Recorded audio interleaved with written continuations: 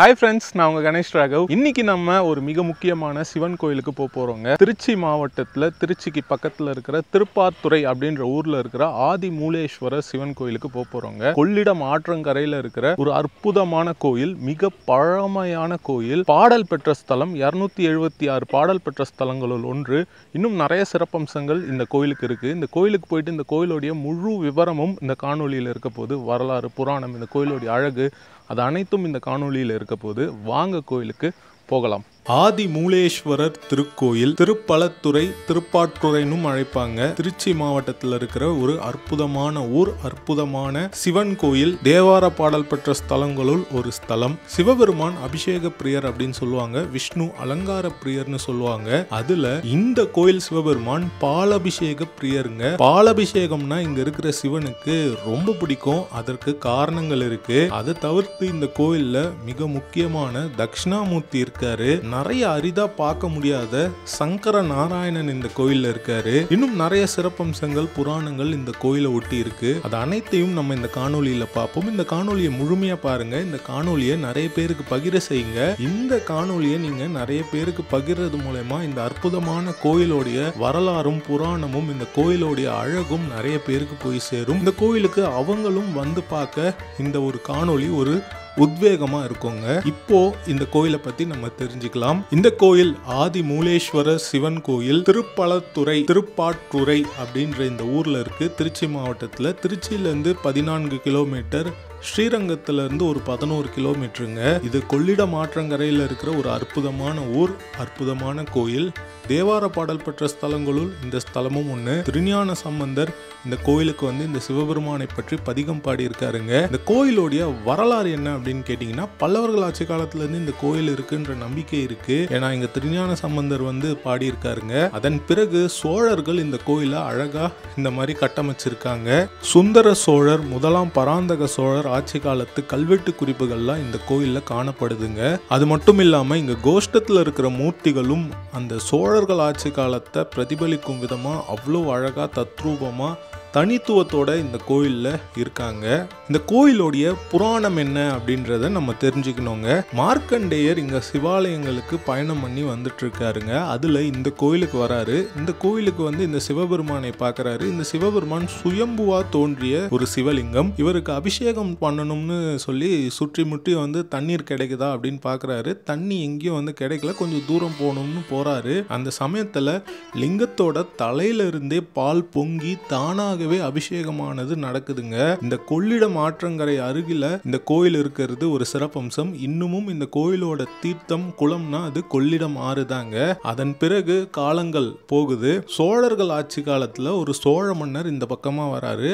அப்போ ஒரு புதார்ல இருந்து ஒரு வெண்ணிற பறவை ரொம்ப வந்து தனித்துவமா இருக்கு. அதை பார்த்தோன்னே அதை பிடிக்கணும்னு முயற்சி பண்றாரு. ஆனா முடியல. இன்னொரு நாள் அந்த வழியா போகும்போது அந்த புதாருக்குள்ள அந்த வெண்ணிற பறவை வருது. வந்து திரும்பவும் போயிடுது.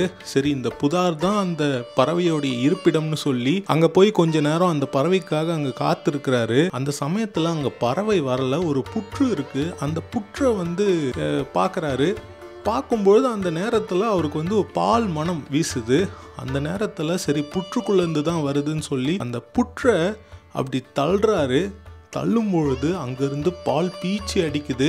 பயந்து போய் அரண்மனைக்கு போயிடுறாரு. அன்றிரவு கனவுல சிவபெருமான் வந்து தோன்றி நான் தான் அங்கே இருக்கேன் அப்படின்னு சொல்றாரு. அப்போ அந்த சோழ மன்னர் இங்கே வந்து கோயில் கட்டினாரு அப்படின்றது இந்த கோயிலுடைய புராணம்ங்க. இப்படி தான் வந்து இந்த கோயிலில் சிவபெருமான் வந்திருக்காரு. இந்த சிவபெருமானோடைய புராணமானது இந்த பாலை ஒட்டியே இருக்கிறதுனால தான் இந்த ஊருக்கு பால்துறை அப்படின்ற பேர் வந்திருக்கு. பார்த்துடைநாதர் அப்படின்னும் இந்த சிவபெருமானுக்கு பேர். அது மருவி இப்போ இந்த திருப்பாற்றுறை அப்படின்னு பெயர் பெற்று இருக்குங்க. இந்த கோயில்ல இன்னும் நிறைய சிறப்பம்சங்கள் இருக்கு. அதுல ஒண்ணு என்ன அப்படின்னு கேட்டீங்கன்னா, சுயம்பு மூர்த்தியா இருக்கிறாரு சிவபெருமான். புரட்டாசி பங்குனி மாதத்துல குறிப்பிட்ட நாட்கள்ல சுவாமி மீது சூரிய ஒளி விழுதுங்க. அதுவும் இந்த கோயிலுடைய ஒரு சிறப்பம்சம். இன்னும் இந்த கோயில் உள்ள போயிட்டு இந்த கோயில்ல வேற என்னென்னலாம் சிறப்பம்சங்கள் இருக்கு, இந்த கோயில்ல இருக்கிற கோஷ்டமூர்த்திகள்லாம் எப்படி இருக்காங்க, அது எல்லாத்தையும் நம்ம பார்ப்போம் வாங்க.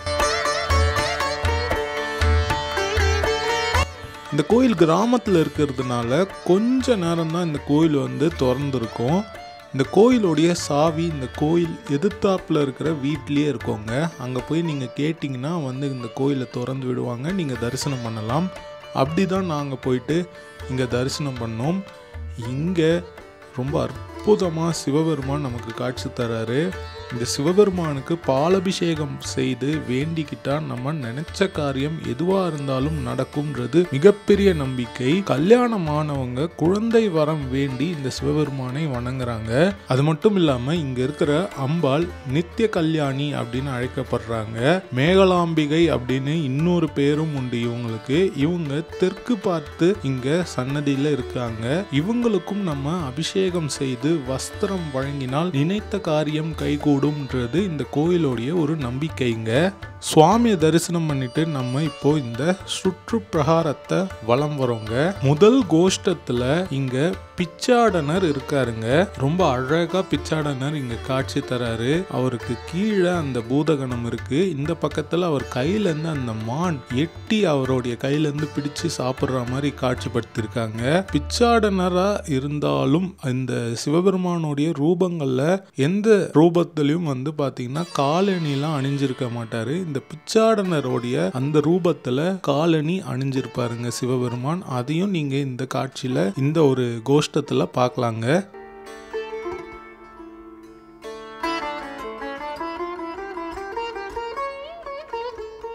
அடுத்த கோஷ்டத்துல வீணாதர தட்சிணாமூர்த்திங்க.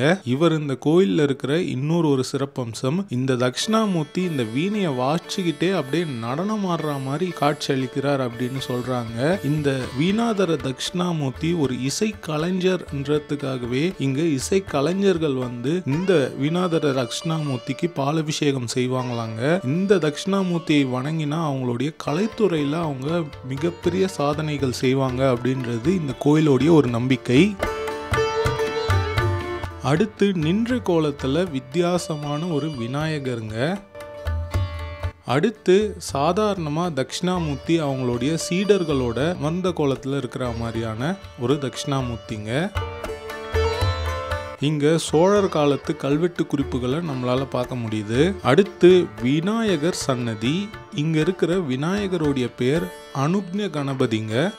மேற்கு பார்த்த கோஷ்டத்துல ரொம்ப அரிதான சங்கர நாராயணன் இருக்காருங்க. இந்த சங்கர நாராயணன் ஒரு பக்கம் அர்த்தநாரீஸ்வரர் எப்படி சிவன் பார்வதி இருப்பாங்களோ அதே மாதிரி விஷ்ணுவும் சிவபெருமானும் இங்க அப்படியே ஒரு பாதி விஷ்ணு இன்னொரு பாதி சிவனா இருக்காங்க. ஒரு கையில வந்து பாத்தீங்கன்னா மழு, இன்னொரு கையில வந்து சங்கு அபயஸ்தம் காமிச்சிட்டு இருக்காரு. விஷ்ணு நல்லா அலங்காரம் பண்ணியிருக்காரு. சிவபெருமானுடைய அந்த உடல்லாம் நல்லா தெரியுது. அந்த மாதிரி ரொம்ப அழகா தத்ரூபமா இந்த சிவபெருமானும் சங்கரனும் விஷ்ணுவும் ஒன்றிணைந்த ஒரு சங்கர நாராயணனா இங்க இருக்காங்க. இந்த மாதிரி சங்கர நாராயணரை ரொம்ப அரிதாக தான் நம்ம கோயில்களில் இந்த மாதிரி கோஷ்டத்தில் பார்க்க முடியுங்க. இந்த கோயிலில் சங்கர நாராயணர் இருக்காரு.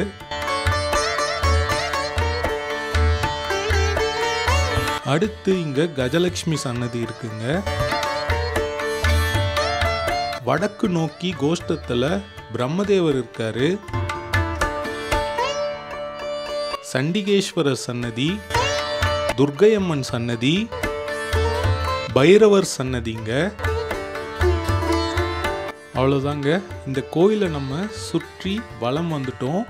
இந்த கோயில் ஒரு அற்புதமான பழமையான பாடல் பெற்ற ஸ்தலம். பால் இந்த சிவபெருமானுக்கு ரொம்பவே பிடிக்குங்க. அது மட்டும் இல்லாமல் நான் முன்னாடியே சொன்ன மாதிரி இங்கே இருக்கிற பிச்சாடனர், சங்கர நாராயணன், வீணாதர தட்சிணாமூர்த்தி இவங்கெல்லாம் நீங்கள் பார்க்குறது ரொம்ப அரிதுங்க. கண்டிப்பாக இந்த கோயிலுக்கு வந்து நீங்களும் வந்து பாருங்கள். இந்த காணொலியை இந்த கோயிலை பற்றி தெரிஞ்சுக்க விரும்புகிறதுக்கு நீங்கள் இதை ஷேர் பண்ணுங்கள். இந்த கோயிலுடைய லொக்கேஷன் லிங்க் டிஸ்கிரிப்ஷனில் தரேன். நான் இன்னொரு நாள் இன்னொரு நல்ல காணொலியில் நான் உங்களை சந்திக்கிறேன். Bye from Ganesh Raghav friends. By.